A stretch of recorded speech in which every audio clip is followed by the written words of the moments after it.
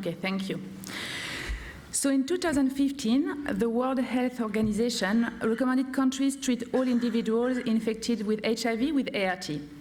South Africa and Kenya implemented these recommendations in 2016. Moreover, studies have recently shown that HIV individuals with sustainable treatment and viral load suppression do not sexually transmit the virus to others. We know that thanks to community surveys, we can evaluate the HIV cascade of care, including viral load suppression at population level. So we assessed these outcomes in two different settings, in 2012 in Kenya and 2013 in South Africa. And we decided to repeat surveys in those settings to evaluate changes of the HIV cascade of care by comparing data. The settings where we evaluated the changes were Ndhiwa, located in Homa Bay County in Kenya, and Epicentre, located in KwaZulu-Natal in South Africa. In both settings, the prevalence was high, and MSF has operational objective to reduce HIV incidence and HIV mortality and morbidity. As said earlier, a first survey was implemented in Ndhiwa in 2012 and in Epicentre in 2013 in order to assess parameters of the HIV epidemic and to guide the operational strategy.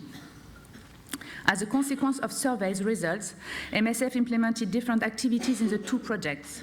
The activities specifically focus on community strategies, including HIV testing, linkage to care, community prevention, as well as gradual support of monitoring in some of the health facilities.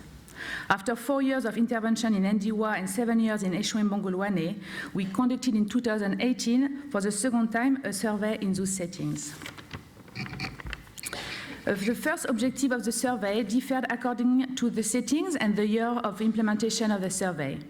For instance, in 2012, the first objective was to estimate HIV incidence in Ndhiwa, in 2013 to assess ART coverage among individuals in need of ART in Epicentre, and in 2018 to estimate the viral load suppression in both settings. The secondary objectives for each study of 2018 were to estimate HIV prevalence and HIV cascade of care, to compare the results with the first survey, and to evaluate HIV incidence. We implemented cross-sectional population surveys with two-stage cluster sampling in each of the two settings. Eligible individuals were aged between 15 and 59 years. Consented participants were interviewed and tested for HIV at the interview site. For individuals who tested HIV positive, we conducted viral load tests and HIV lag avidity assay that are allowed to estimate the HIV incidence.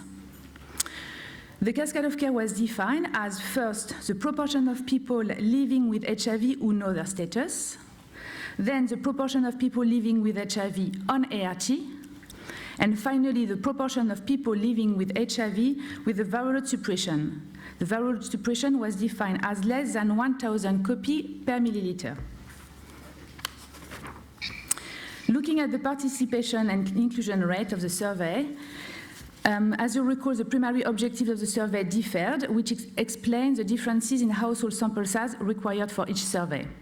As you can see, in all surveys, we had a good participation rate, around 90% in Ndhiwa and 80% in Epicentre. In terms of socio-demographic characteristics, overall women were more represented than men in both settings. The median participant age range was similar between the first survey and the second survey in both settings, and in each setting, the majority of the participants stayed in the same residence for the past 10 years. Regarding the HIV prevalence result, HIV prevalence was lower in 2018 compared to 2012 in Ndhiwa, 17% in 2018 compared to 24% in 2012, which is mainly explained by a lower prevalence among the women aged 15 to 19 years and men aged 15 to 24 years in 2018. Prevalence was similar in 2013 and 2018 in Epicentre, 25% in 2013 and 26% in 2018. So in this slide, I present the result of HIV cascade of care among all HIV-infected individuals, starting with Ndhiwa setting. The first graph presents the result of HIV-positive status awareness, the second part of the graph ART coverage, and the third part the viral load suppression. Light red presents the 2012 result, and dark red the 2018 result.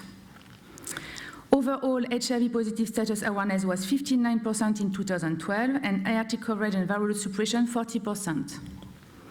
The overall coverages increased significantly in 2018, with 93% of all HIV-positive individuals knowing their status, 90% on ART, and 88% virologically suppressed, and this regardless of sex. In both years, cascade of care results were similar among women and men. In Esho and Bongolwane, in 2013, overall HIV-positive status awareness was 76%, ART coverage was 54%, and viral load suppression 57%. The overall coverages increased significantly in 2018, with 90% of all HIV-positive individuals knowing their status, and 84% who were on ART and virologically suppressed, and this regardless of sex. Both 2013 and 2018 results were better among women than men. So this slide shows the result of the cascade of care stratified by sex and age group. In dark blue, I presented the result of HIV-positive status awareness, medium blue ART coverage, and light blue viral load suppression. In Ndhiwa, all coverages were high, but we can see that women and men aged 15 to 29 years were at slightly lower coverages compared to the older age groups. In Esho and Bongolwane, men aged 15 to 29 years were the group with the lowest coverage compared to the other groups, with 61% who knew their HIV-positive status, 47% who were on ART, and 52% who had a viral load suppression.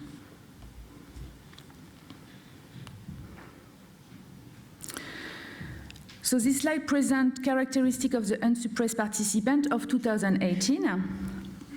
This means that we are looking only at participants with a viral load equal or more than 1,000 copies per milliliter. As a reminder, there were 12% in Ndhiwa and 16% in Esho. As you can see, the majority of them were not aware of the status in both settings. Moreover, 30% of the unsuppressed in Ndhiwa and 29% in Esho and Bongolwane were on ART.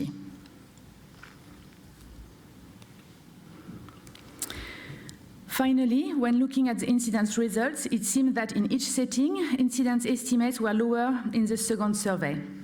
In Ndhiwa, it was 1.9 new infections per 100 person-years in 2012, and 0.7 in 2018.